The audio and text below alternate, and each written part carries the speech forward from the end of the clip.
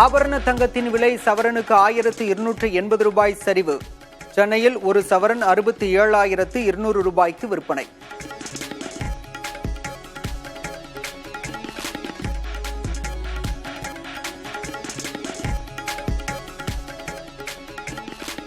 NEET தேர்வுக்கு எதிரான தமிழ்நாடு அரசின் மசோதாவை மத்திய அரசு நிராகரித்து விட்டதாக சட்டப்பேரவையில் முதல்வர் ஸ்டாலின் தகவல்.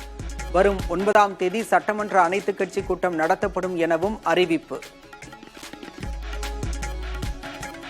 நீட் தேர்வு முறையை அகற்றுவதற்கான நமது போராட்டம் எந்த வகையிலும் முடிந்துவிடவில்லை என்பதையும்,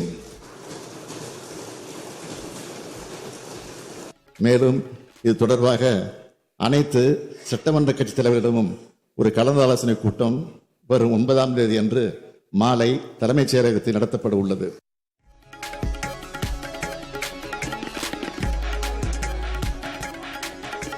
சட்டப்பேரவையிலிருந்து எடப்பாடி பழனிசாமி தலைமையில் அதிமுக எம்எல்ஏக்கள் வெளிநடப்பு. சட்டம் ஒழுங்கு பிரச்சினை பற்றி பேச அனுமதி மறுக்கப்பட்டதாக குற்றச்சாட்டு.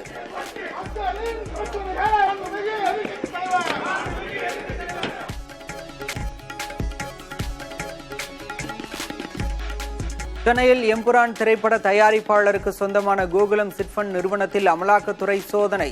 சட்டவிரோத பண பரிமாற்ற குற்றச்சாட்டில் நடவடிக்கை.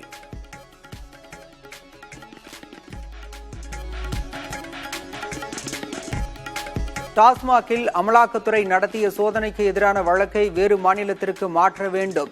உச்சநீதிமன்றத்தில் தமிழக அரசு சார்பில் முறையீடு.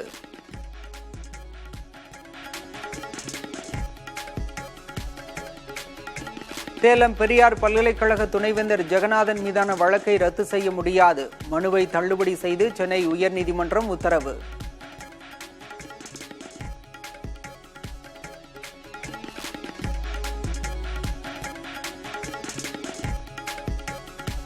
வக்ஃப் சட்ட திருத்த மசோதா குடியரசுத் தலைவரின் ஒப்புதலுக்காக அனுப்பி வைப்பு.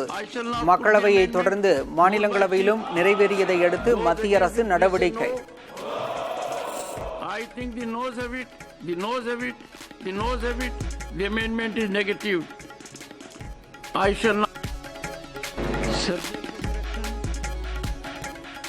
மாநிலங்களவையில் வக்ஃப் மசோதாவுக்கு எதிராக திமுக அதிமுக எம்பிக்கள் வாக்களிப்பு.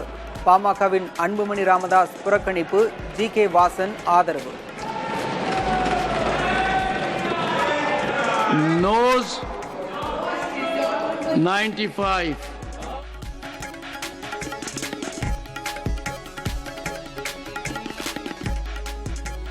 வக்ஃப் மசோதா நிறைவேற்றம் சமூகத்தில் நிரந்தரமாக வெறுப்புணர்வை நிலைநாட்ட பாஜக மேற்கொண்ட யுக்தி. காங்கிரஸ் முன்னாள் தலைவர் சோனியா காந்தி விமர்சனம்.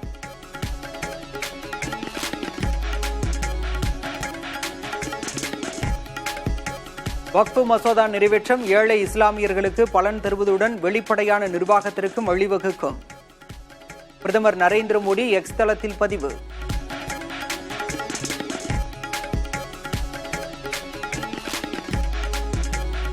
மத்திய அரசின் வக்ஃப் திருத்த சட்டத்தை கண்டித்து தமிழக வெற்றிக் கழகம் சார்பில் போராட்டம். இஸ்லாமியர்களின் நலனுக்கு எதிரானது என விமர்சனம்.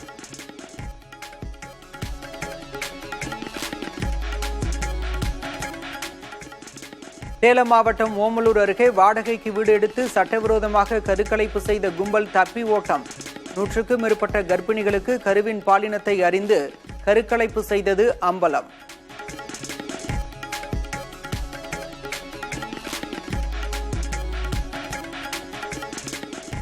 ஆயிரத்து 299 காலி பணியிடங்களுக்கான காவல் சார்பு ஆய்வாளர் தேர்வு அறிவிப்பு. வரும் 7ஆம் தேதி முதல் இணைய வழியில் விண்ணப்பிக்கலாம்.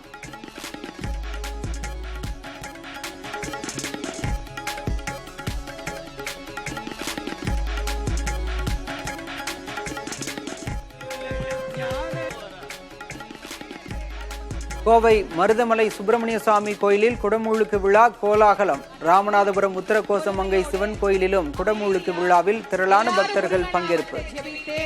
அழகான இந்த திருக்குட நன்னீராட்டு பெருவிழாவை நடத்தி தர வேண்டும் என்று உங்கள் அனைவரையும் அன்போடு கேட்டு மகிழ்கின்றோம்.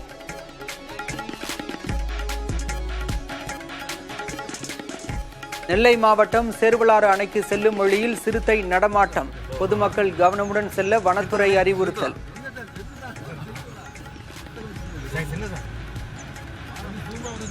ஜூம் தெளிவா இல்ல, கொஞ்சம் கிட்ட போங்கண்ணே.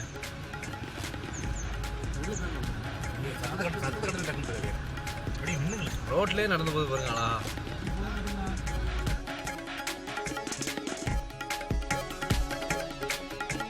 புதிதாக தொடங்கப்பட உள்ள தாம்பரம் ராமேஸ்வரம் ரயிலுக்கான முன்பதிவு தொடக்கம். விழுப்புரம், மயிலாடுதுறை, திருவாரூர், பட்டுக்கோட்டை, காரைக்குடி, சிவகங்கை வழியாக செல்லும் என அறிவிப்பு.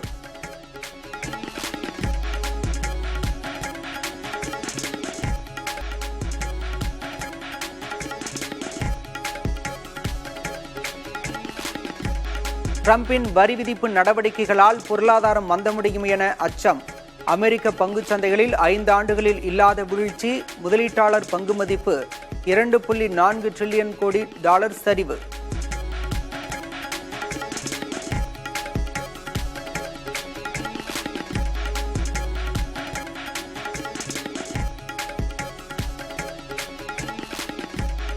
ட்ரம்ப் அறிவிப்பு எதிரொலியால் மும்பை பங்குச்சந்தை சென்செக்ஸ் 700 புள்ளிகளுக்கு மேல் வீழ்ச்சி.